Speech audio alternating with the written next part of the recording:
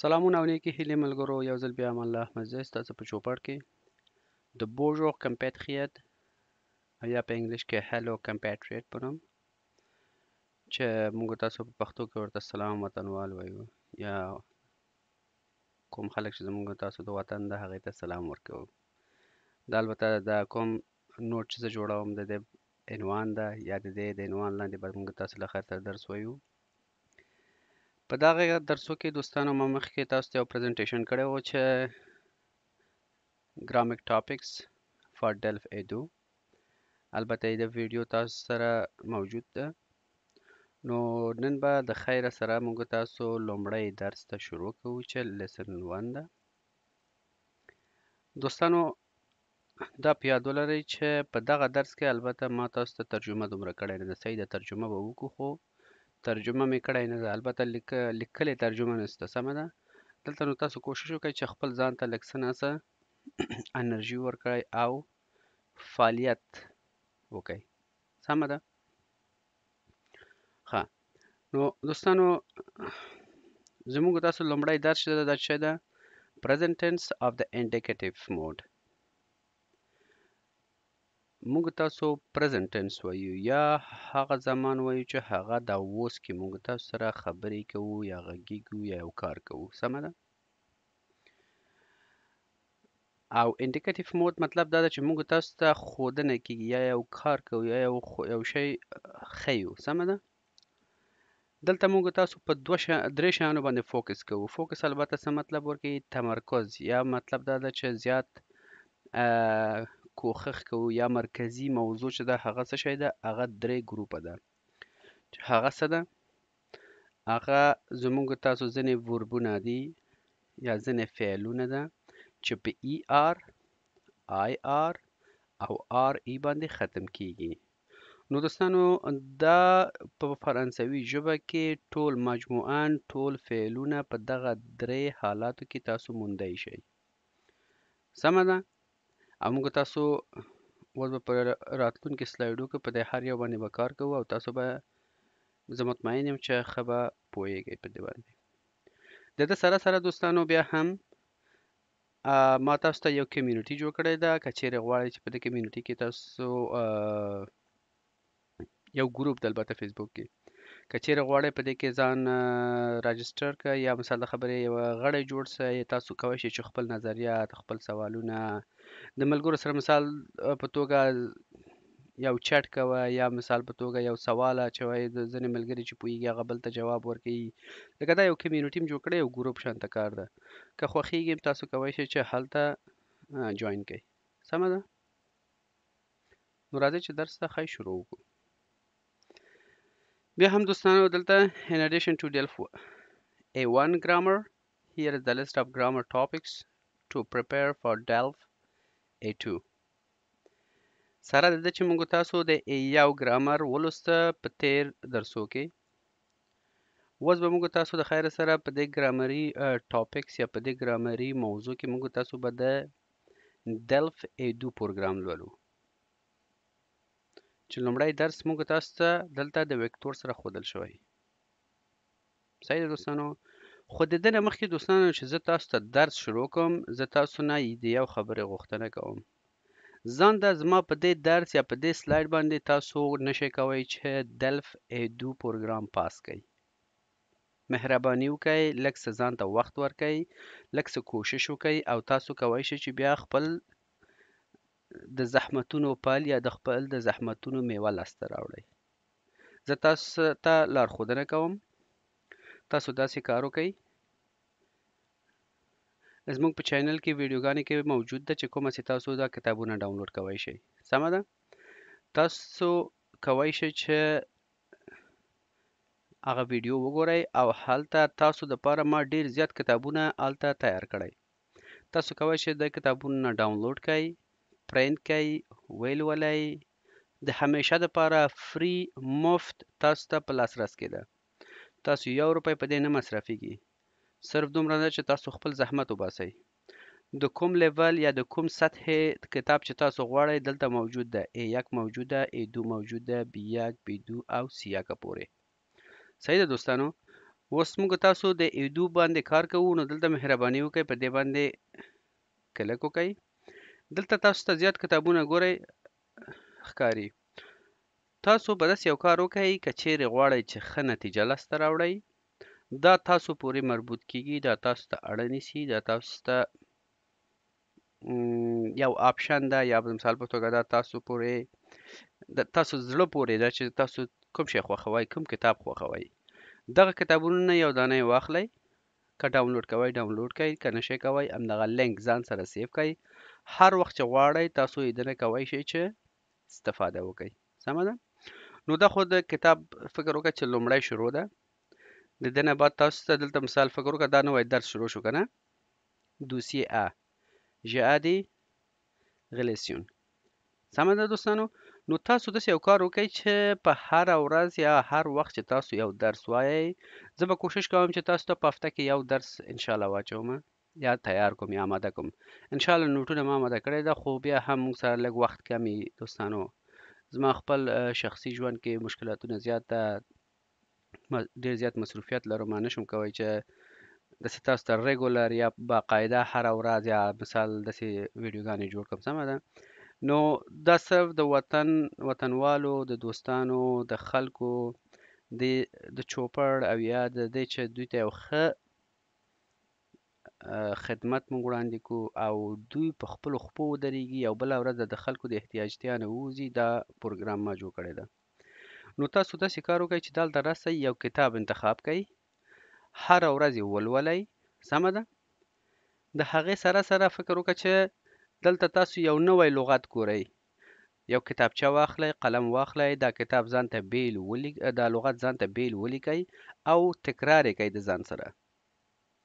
زه تاسو ته وعده درکوم دوستانو چې تاسو کله هم چې دغه پروګرام چې زه تاسو ته وړاندې کوم د دغه په آخر کې او دا کتاب تر کوم ځای پورې چې تاسو رسوئ، زه د دې خبرې ګارنټي تاسو ته درکوم، ضمانت یې کوم چې تاسو کله هم دا زما پروګرام آخر ته ورسوئ او دلته دا کوم سیستم چې ما تاسو ته وښوده چې یو مثال دا یو موضوع یا یو صفحه یا دوه صفحې سره لولئ او د دې لغتونه وباسئ، په یو بیل کتابچه کې ولیکئ، ترجمه یې مخې ته ولیکئ او هغه باندې کار وکئ.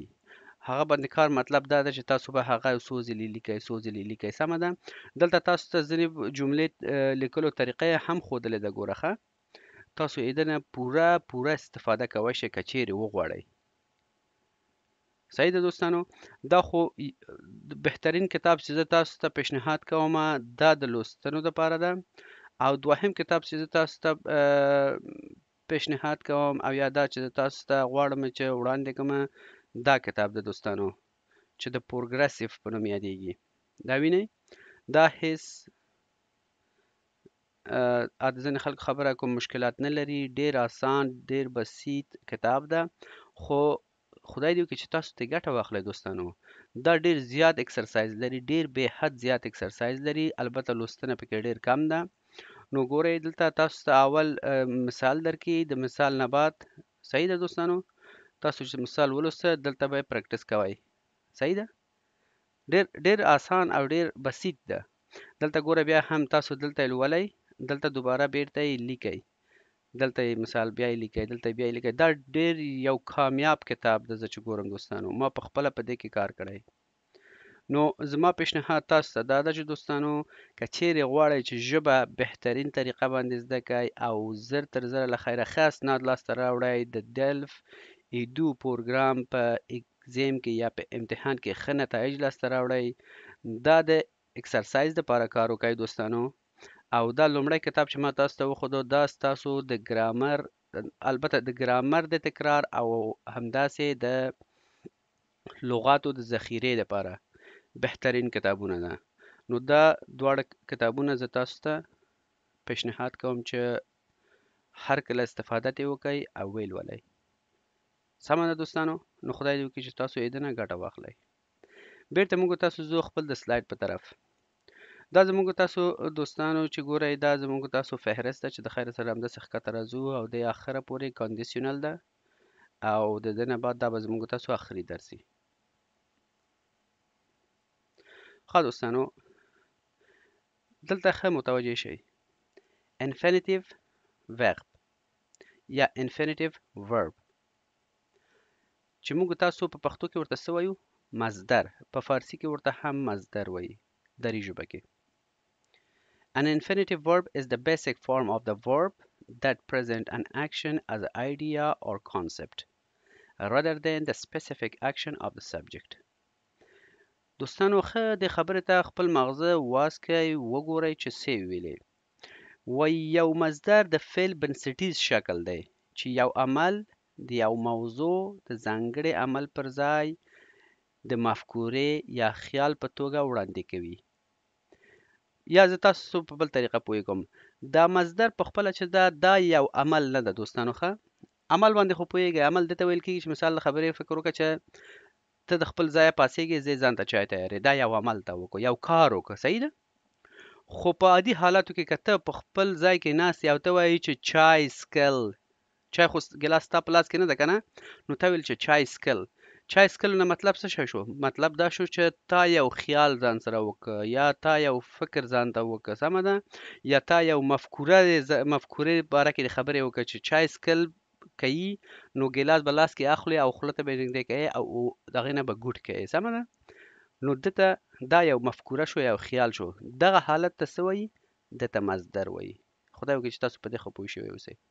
یا د مثال په توګه فکر وکړه چې دلته to walk، سمه ده، to walk تګ، یا to play یا to be. فکر وکړه زه به تاسو ته د واک خبره وکړم. ګوره که زه چیرې وایم چې تګ، نو تګ نه مطلب څه شی ده؟ چې یو ځای ته ځې که نه، نو تر اوسه پورې ته خو روان شوی نه یې که نه. د مثال په توګه وایې تګ، اوس دا معلومه ده چې چیرته تګ کېږي. مکتب ته کېږي، ښوونځی ته کېږي، جومات ته کېږي، سوپر مارکیټ ته کېږي، فارمسي ته کېږي، ګاغ ته کېږي، چیرته کېږي، سمه ده.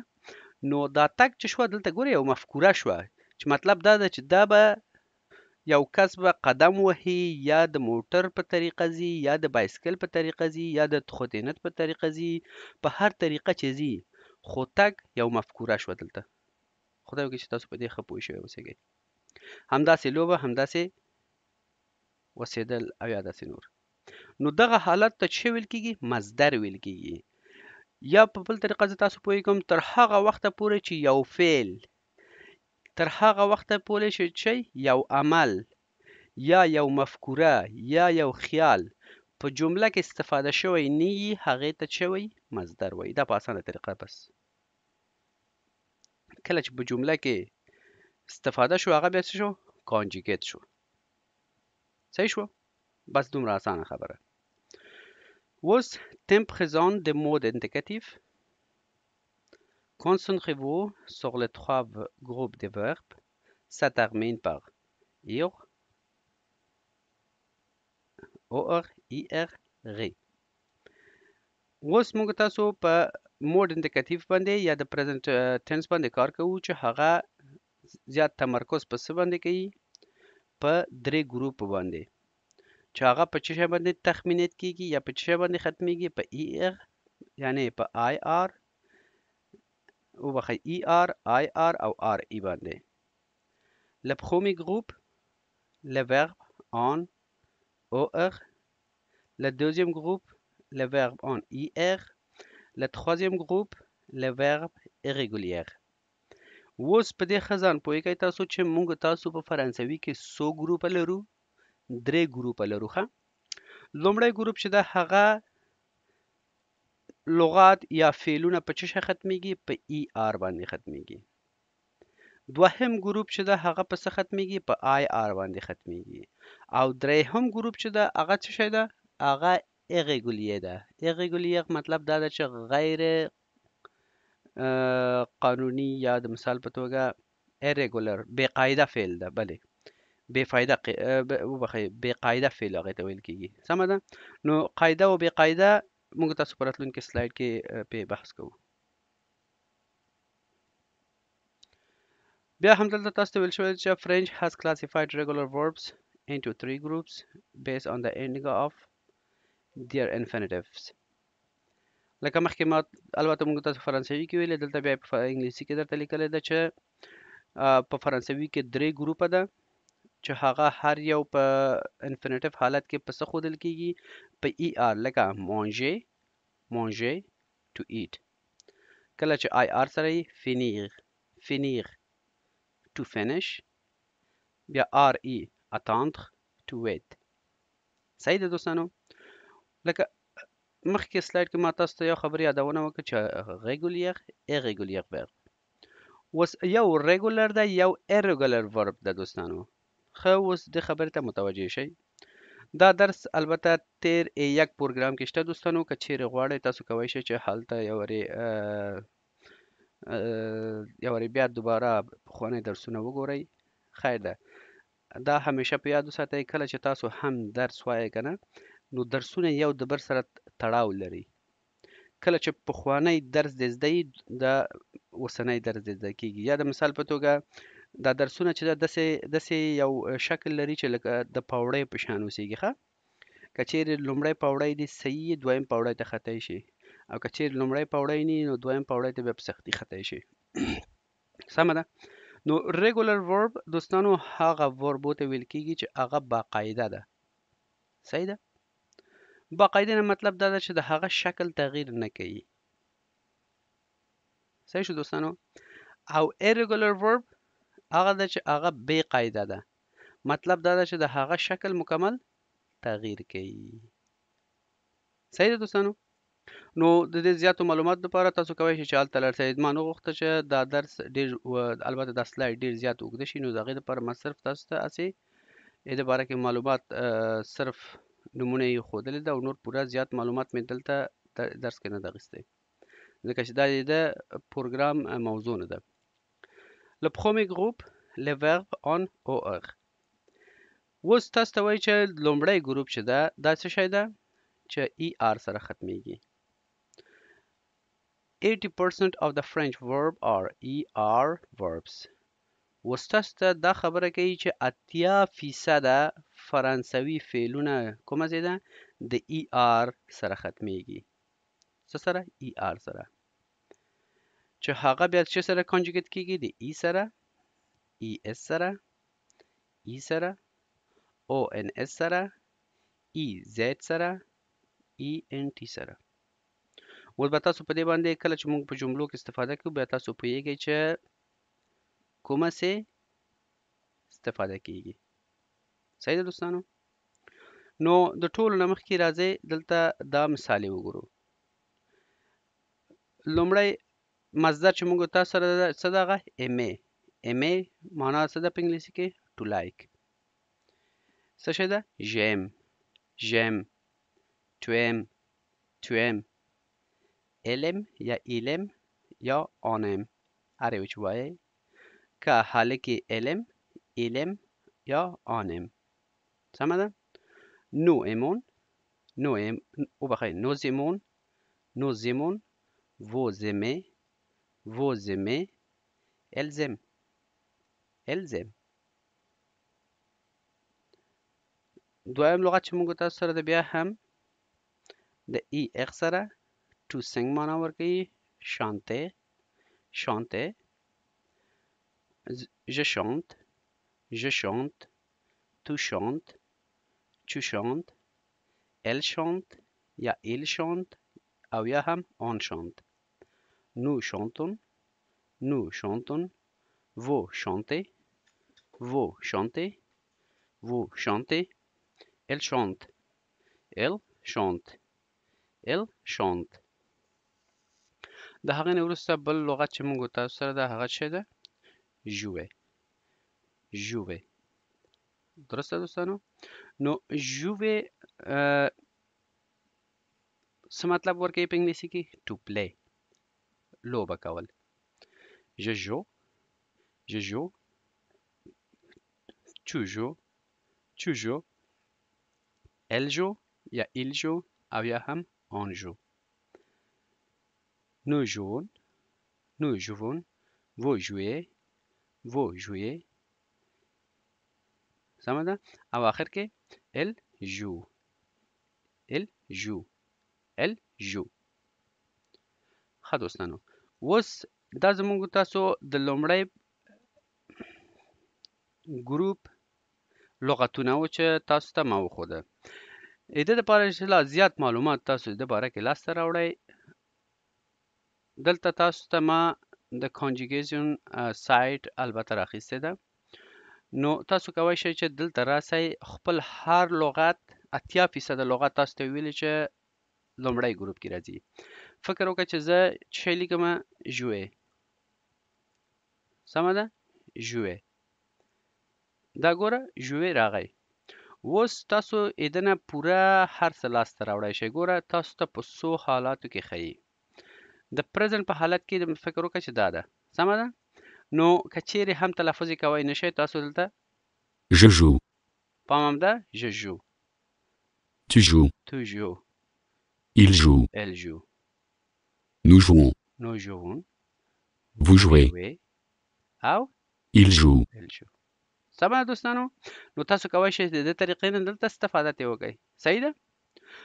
نو دا زموږ تاسو د لومړی پروګرام کوم طریقې چې تاسو استفاده کوی شئ، تاسو ته ټکي په ټکي ما دلته وښوده. دا لومړی ګروپ ده دوستانو. صحیح شوه؟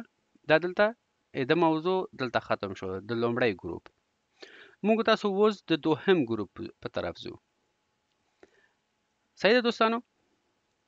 دا هغه ورب یا هغه فعلونه ده چې په ای اغ باندې ختمیږي. ای اغ البته فرانسوي کې آی ته ای وایي که نه؟ ښه. The present tense of a regular IR verb. Drop the IR then add the. اوس وایي کله چې تاسو دوهم ګروپ کانجوګیت کوئ یا جملې ترې جوړوئ دوستانو، هغه وایي دغه IR ډراپ کوي. ډراپ کولو نه مطلب دا ده چې د منځ یې وړي. او څه ورسره اډ کوي دلته وګوره. کله چې ژ آی اس، کله چې چوي آی اس، کله چې اټي او یا هی او شي آی اټ، کله چې نوی د آی اس اس او ان اس، کله چې وی دا، او کله چې ال یا الزی یا دوی نارینه یا ښځینه دا استفاده کوي. صحیح ده دوستانو؟ نو راځئ چې د دې په باره کې هم کار وکړو، د دې مثالونه هم ولولو. صحیح ده دوستانو؟ ښه. فینیغ. فینیغ کوم حالت کې ده دوستانو؟ د مصدر په حالت کې ده. دا ښه په یاد وساتئ دوستانو. فینیغ په انګلیش کې څه ده؟ to finish. to finish ختمول یا خلاصول. سمه ده؟ اوس چې کله تاسو جمله ترې جوړوئ، ژ فینی، ژ فینی، زه ختموم. اوس دا تاسو پورې اړه لري چې تاسو کوم ځای کې استفاده کوئ. زه دا کار ختموم، ژ فینی څه travail. ژ فینی څه boulot. سمه ده؟ زه دا کار ختموم. صحیح ده؟ داسې. نو دا خبره هم په یاد وساتئ دوستانو، کله چې تاسو په انګلیسي کې خبرې کوئ د حاضر حالاتو په وخت کې، هلته یو سمپل پرزنټ ده، یو پرزنټ کنټینیوس ده. صحیح ده؟ خو په فرانسوي کې دا یو ده چې د دواړو په ځای کار کوي. هم د سمپل پرزنټ او د پرزنټ کنټینیوس په ځای کار کوي. ښه دوستانو؟ دا په یاد وساتئ. ورپسې چو فینی، چو فینی، ال فینی او یا ال فینی او یا هم آن فینی. ورپسې نو فینیسیون، نو فینیسیون، نو فینیسیون، وو فینیسه، وو فینیسه. سمه ده؟ او آخر کې ال فینیس، ال فینیس، ال فینیس. سمه ده؟ نو دوستانو دا ښه په یاد وساتئ. ګوره چې ما کوم کنجوګیشن دلته تاسو ته ایښی، دلته هم تاسو یې ګورئ چې په کوم حالت تاسو ته ما راوستی، په هماغه رنګ کې، آبي رنګ باندې. مطلب دا ده چې تاسو دا ښه په یاد وساتئ چې دا کنجوګیشن ټول په کوم رنګ ده؟ په آبي رنګ ده. صحیح ده؟ ورپسې کوم لغت چې تاسو ته اخیستل شوی دی هغه ګراندیر، ګراندیر، to grow، غټېدل. سمه ده؟ je grandis، je grandis، tu grandis، tu grandis، elle grandit یا il grandit او یا هم on grandit. nous grandissons، Nous grandissons. Vous grandissez. Vous grandissez. Vous grandirez. او آخر کې ils grandissent. ils grandissent. سمه ده؟ نو دا هم دوهم مثال و د دوهم ګروپ چې تاسو ته ورکړل شو. دریم مثال دا ده چې réussir. réussir. réussir دوستانو څه ته ویل کیږي؟ to succeed. کامیاب. کامیاب. د مثال په توګه تاسو وایئ چې زه په پوهنځي کې کامیاب شوم. صحیح ده؟ یا بریالی شوم. نو دلته réussir دا معنی ده. سمه ده؟ اوس je réussis. je réussis. tu réussis. tu réussis. elle réussit. یا il réussit او یا هم on réussit. ورپسې nous réussissions. nous réussissions. vous réussissez. پام هم ده دوستانو vous réussissez. او آخر کې ils réussissent. ils réussissent. صحیح ده دوستانو؟ نو بیا هم موږ تاسو د هماغه تیر ویب سایټ په طرف ځو چې ما تاسو ته ښودلی و چې کانجوګیزم کوم هسې کیږي. دلته وګورئ زه تاسو ته بیا یو مثال یې لیکم چې FINIR. صحیح ده دوستانو؟ فینیر. دا ګوره بیا هم تاسو ته دلته واخیستل شو. دا پرزنټ حالت ده. تاسو کولی شئ چې دلته څه وکئ؟ بیا هم وګورئ. Je finis. ګوره je finis. tu finis. Tu finis. تلفظ Il finit. elle finit. nous finissons. Nous finissons. vous finissez. Vous finissez. او آخر کې هم Ils finissent. finissent. صحیح ده دوستانو؟ ګوره زه تاسو ته څومره په ساده او بسیط طریقه هر څه برابرومه. خدای دې وکړي چې تاسو ته یې ګټه واخلئ دوستانو. دا دوهم ګروپ و چې تاسو ته تقدیم شو او تاسو ته ورسېده دوستانو. وځو د درېهم ګروپ په طرف. les verbes irréguliers. مخکې ما تاسو ته وویل که نه چې باقاعده او بې قاعده فعلونه ده که نه؟ دا ګوره ریګولر او دا irregular verb. صحیح دوستانو؟ تاسو کولی شئ چې دغه کوم فعلونه چې دلته راغی ګوره د دې شکلونه تغییر یې ونه کړه که نه؟ لکه ګوره ام بیا امې. ګوره امې فکر وکړه AIMER که نه؟ دلته AIM یو د ای د آر ترې نه ایسته شوه که نه؟ نو دلته ګوره د شکل تغییر نه ده کړی. ښه دوستانو؟ دا ښه متوجه شئ. کله چې irregulier ګوره مکمل شکل تغییر کوي. د مثال په توګه دا اوس اوف دومره تغییر نه ده کړی که نه؟ لکه ګوره وا تغییر یې کړی ده. ګوره savoir سه مکمل تغییر یې وکړه. aller وی. دا ګورئ دا ځینې شیان ده چې مکمل شکل تغییر کوي او ځینې نه کوي. صحیح ده؟ نو دا د باره کې دلته به موږ تاسو اوس لولو چې کومه سي دا کانجوګیت کوو. Le troisième groupe les verbes irréguliers. دریم ګروپ چې ده هغه کوم فعلونه ده؟ هغه بې قاعده ده. صحیح ده؟ irrégulier verb on IR یا ER, verb en OIR, verb en RE, and the verb aller to go. For this verb have DRE drop it and then add the 6 endings. خیلی متوجه شئ دوستانو. وای په البته دوستانو بخښنه غواړم دا په انګلیسي کې لیکل شوی ما په فرانسوي کې دا irregular verb یا بې قاعده افعال چې ده چې کله آخر کې IRE OIRE RE. د مثال په توګه علي. صحیح ده؟ شټوګو د مثال. دغسې فعلونو ته وایي DRE. دا وایي ډراپ کیږي یا د کلمې نه یا د فعل نه خطا کیږي او دغه 6 endings ورته اضافه کیږي. دغه شپږ دانې کوم شیان یا کوم کانجوګیزم چې په جملې په آخر کې راځي دا ورسره اضافه کیږي چې د مثال په توګه څه ده؟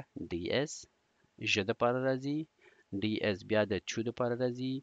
D د ال ایل آن دپاره راځي یعنې هی شي اټ دپاره. DONS د نو د پاره راځي DEZ د وو د پاره راځي او DENT د چا د پاره راځي د دوی د پاره. نو دوستانو دا د کانجوګیشن طریقه ده. صحیح ده؟ راځه چې مثالونه هم ولولو. کوشش وکړئ چې کله زه تاسو ته دا مثالونه لولم کوشش وکړئ ما سره تکرار وکړئ چې تاسو ژبه لږ څه پې وګرځي. صحیح ده؟ ګرچه زه په خپله هم ډېر وخت کېږي چې فرانسوي نه غږېږم دوستانو، د محیط نه لرې یم، خو بیا هم کېدای شي یو څه ناڅه تاسو ته زده کړم یا که چیرې زده هم نه کومه کېدای شي زه غلطي وکړم، خیر ده بښنه دې وي. صحیح ده دوستانو؟ نو موږ سره ځینې غلطیانې وزغمئ. ښه. ouvrir to open خلاصول ته ویل کېږي. سمه ده؟ اوس ګوره اوفغیغ معنا خلاصول ده. مخکې ما تاسو ته ویل که نه چې مصدر کې یو مفکوره ده، یو خیال ده. اوفغیغ مطلب خلاصول. اوس څه شی خلاصول ده؟ دروازې خلاصول ده، د کړکۍ خلاصول ده، د کتاب خلاصول ده. دا معلوم نه ده که نه؟ اوس چې کله ته په جمله کې استفاده کوې بیا د مصدر نه وځي کانجوګیت کېږي. j'ouvre که چیرې ته وایې چې j'ouvre la porte زه دروازه وازوم. صحیح ده؟ څومره ښه. یا ته وایې چې tu ouvres la porte ته دروازه وازوې. tu ouvres la fenêtre ته کړکۍ وازوې. صحیح ده؟ elle ouvre le livre هغه کتاب وازوي. سمه ده؟ il ouvre او یا on ouvre. nous ouvrons vous ouvrez vous ouvrez او بخیر vous ouvrez دا اس پکې تلفظ کېږي vous ouvrez. سمه ده؟ او په آخر کې چې ده هم هغه د څه شی سره لوستل کېږي؟ د ال سره. elles ouvrent دا اس ورسره تلفظ کېږي. ښه دوستانو؟ elles ouvrent. ښه. ورپسې mourir څه مطلب؟ ټوډای مړ کېدل. صحیح ده؟ دا اوس یو مفکوره ده چې ستا مغزه ته راځي چې مړ کېدل ده. صحیح ده؟ بخښنه غواړم دوستانو زه د وظیفې په سر اوسېږم، کله کله چې یو ناببره غږ اورئ نو موږ ته بخشش کوئ. نو دوستانو دلته mourir مطلب دا ده چې مړ کېدل. je meurs مطلب زه مړ کېږم. tu meurs ته مړ کېږي. elle meurt یا il meurt. سمه ده؟ او ورپسې nous mourons vous mourrez elles meurent. صحیح ده؟ elle meurt او بخیر elle meurt. voir مطلب to see کتل، یو څه ته کتل. je vois زه وینم. tu vois elle voit یا il voit یا هم on voit. nous voyons vous voyez. سمه ده؟ او آخر کې elle voit.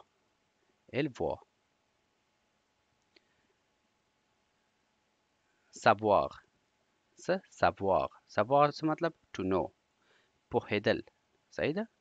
پوهېدل. اوس دا پوهېدل چې په جمله کې استفاده کوې بالغ نه ته پوهېږې چې ته په څه پوهېږې. je sais د مثال په توګه ته وایې چې je sais que tu es afghan زه پوهېږم چې ته افغان یې. je sais que tu es étudiant زه پوهېږم چې ته شاګرد یې. داسې tu sais ته پوهېږې. elle sait یا il sait یا هم on sait. nous savons vous savez او آخر کې هم elles savent. ورپسې چې ده هغه attendre مطلب to wait صبر کول، انتظار کول. صحیح ده دوستانو؟ j'attends فکر وکړه چې تاسو په یو ږغ کې چاته انتظار یاستئ ټلیفون کې j'attends زه انتظار یم. tu attends ته انتظار یې. elle attend یا il attend او یا همان on attend مطلب دا ده چې هغه سړی یا هغه ښځه انتظار ده nous attendons nous attendons nous attendons vous attendez vous attendez vous attendez او آخر کې هم ils attendent ils attendent vendre vendre to sell خرڅول سمه ده یا و خرڅول اوس چې ته وایې چې زه خرڅم je vends je vends نایس تلفظ کېږي نه ښه دوستانو tu vends tu vends elle vend il vend او یا هم on vend nous vendons nous vendons vous vendez vous vendez elle vend elle vend ورپسې چې ده prendre prendre to take یو شی اخیستل سمه ده je prends je prends tu prends یا tu prends elle prend il prend او یا هم on prend nous prenons nous prenons vous prenez vous prenez سمه ده elles prennent elles prennent او په آخر کې چې دوستانو aller aller خو پوهیږئ تاسو ټول to go تګ یا تلل سمه ده نو اوس چې تګ تاسو په جمله کې استفاده کوئ ګوره که نه دلته aller ده دا مکمل د شکل تغییر وکړه دا ځکه چې irrégulière ده بې قاعده ده سمه ده je vais tu vas elle va il va او یا هم on va nous allons vous allez او آخر کې هم elle va نو دوستانو دلته زموږ تاسو درس پای ته ورسېدو بیا هم دوستانو د پخوا په شان په کنکلوژن کې دلته تاسو ته ښودل شوی ده چې دا کانجوګیشن د وینې دا کوم سایت چې ما تاسو ته هلته راخیستی ده لومړی او دویم دواړه یې کولی شئ چې د دواړو نه استفاده وکړئ ځینې وخت تاسو دا هم کولی شئ چې په خپل موبایلو کې د کانجوګیشن سافټویر ډاونلوډ کړئ او دا د مصدر درسونه ده چې تیر په ایا کې موږ تاسو لوستی وو که چیرې تاسو په مصدر باندې نه پوهېږئ مهرباني وکړئ دا ویډیوګانې دلته وګورئ صحیح ده دوستانو نو دلته زموږ تاسو درس پای ته ورسیږي بیا هم د دې درس چې کومه سي کانجوګیشن کې تاسو کار وکئ دلته راځئ دلته په سرچ کې ورته ولیکئ دوستانو فکر وکړه aller سمه ده aller باندې کلیک وکئ ګوره تاسو دلته ښیي راځئ چې وایې ورو Je vais. Tu vas. elle va Il va. nous allons vous allez elles vont ils vont. سمه ده elles vont نو دوستانو دلته زموږ تاسو مکمل درس پای ته ورسېدو او تر بل راتلونکي درسه پورې تاسو په لوی او بخښونکي او مهربان الله سپارم الله مو مل شه خدای پامان